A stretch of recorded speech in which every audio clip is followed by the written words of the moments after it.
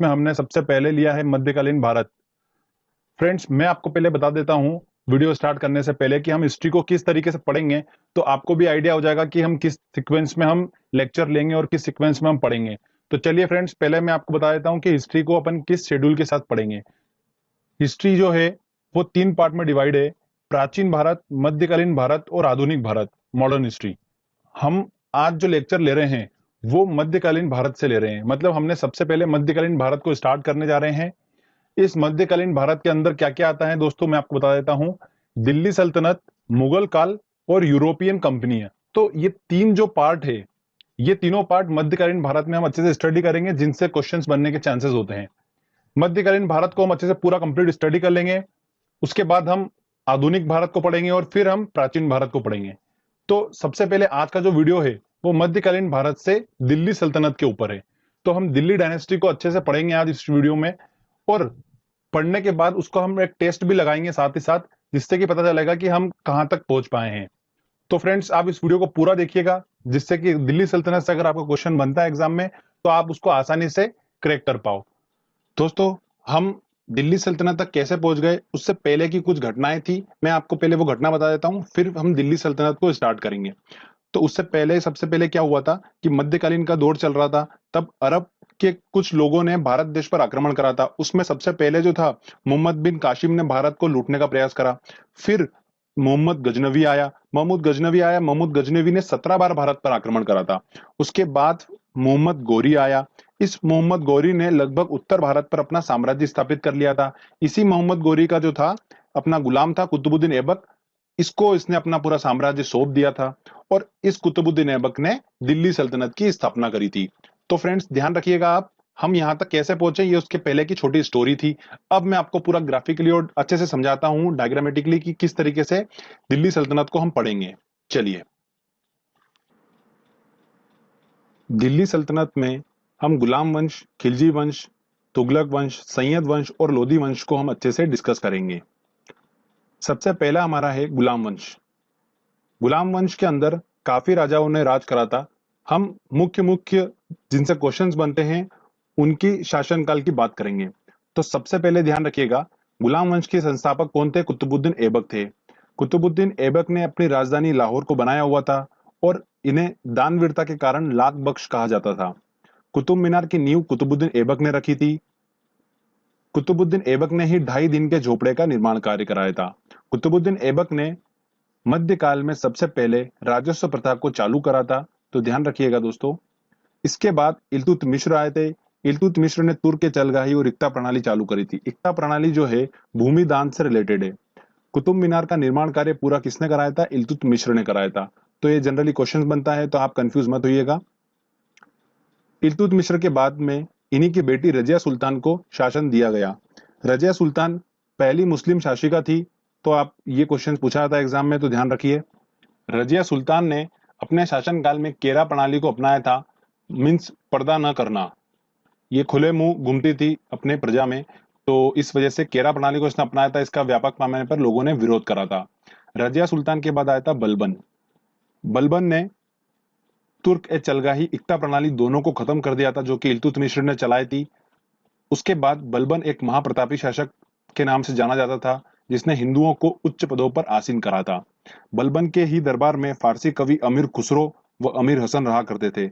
अमीर खुसरो जो थे, उनका नाम मोहम्मद हसन था और तूतिए हिंद के नाम से वो जाने जाते थे। ठीक है फ्रेंड्स, तो ध्यान रखिएगा। बलबन के बाद अंतिम शासक कौन रहे? गुलाम वंश के शंभुद्दीन कैमर्स रहे। तो ये हमारे गुलाम वंश था, जो कि इंपॉर्टेंट था। आपने डायग्रामेटिकली इसको पूरा समझ लिया है, आपको लगता नहीं है मुझे कि कोई कंफ्यूजन होगा। अब हम बढ़ते हैं खिलजी वंश की ओर। खिलजी वंश की स्थापना किसने करी थी दोस्तों? जलालुद्दीन फिरोज खिलजी ने खिलजी वंश की स्थापना करी थी।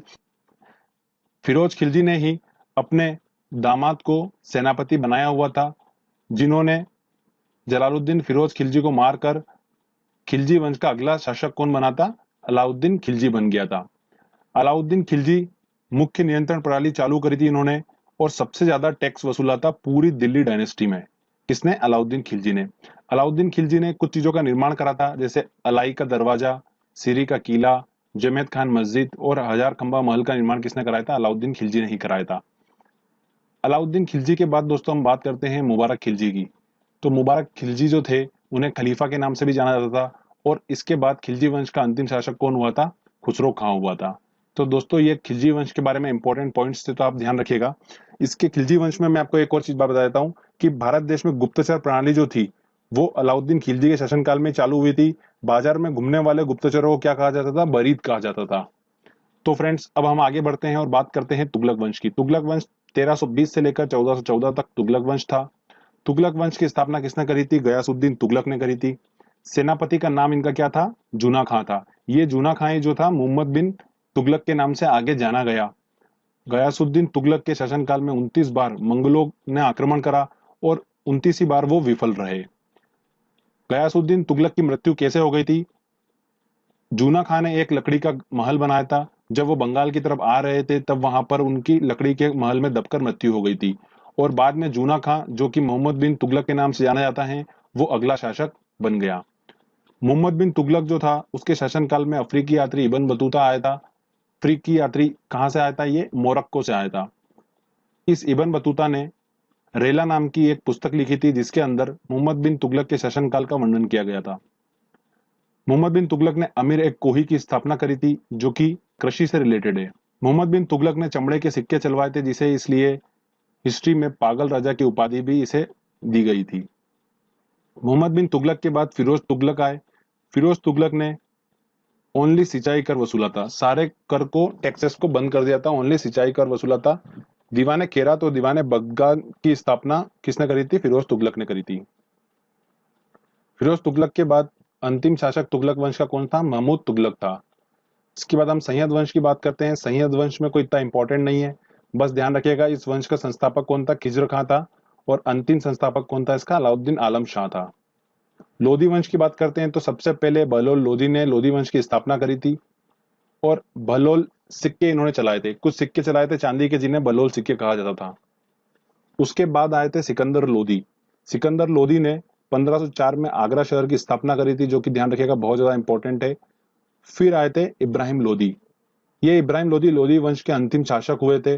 बाबर ने इब्राहिम लोधी के शासनकाल में हमला करा था भारत में, और इन्हें 1526 में पानीपत के प्रथम युद्ध में इब्राहिम लोधी को हरा दिया था और मुगल साम्राज्य की स्थापना कर दी थी।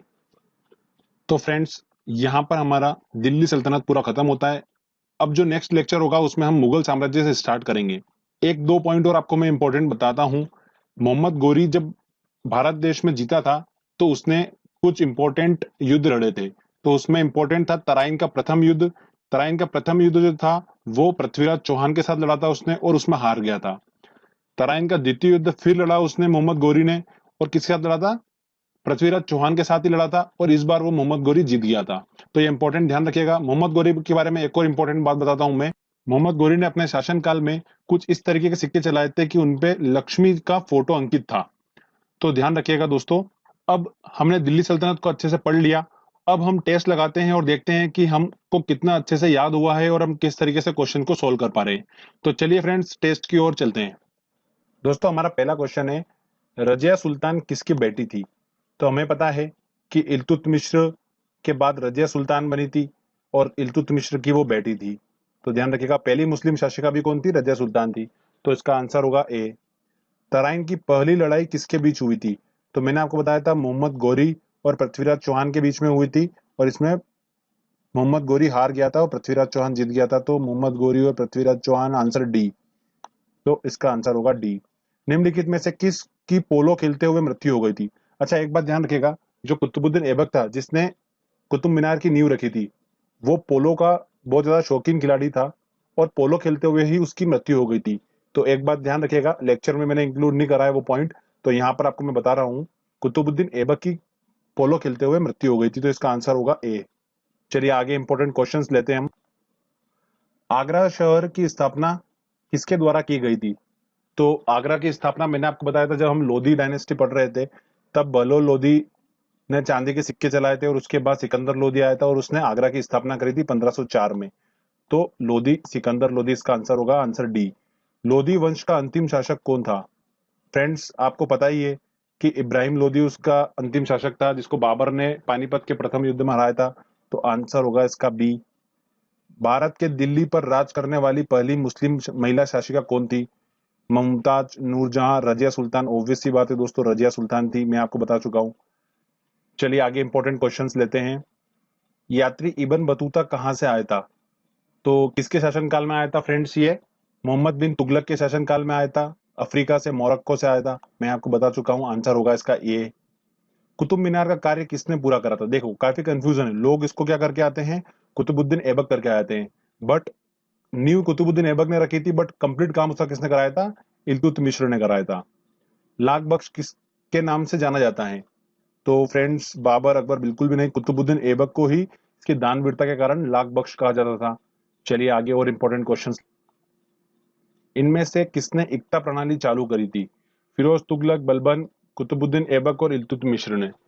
फ्रेंड्स मैंने आपको बताया था इल्तुतमिश ने तुर्क ए चलगाही और इक्ता प्रणाली चालू करी थी। तो इक्ता प्रणाली किस चालू करी थी?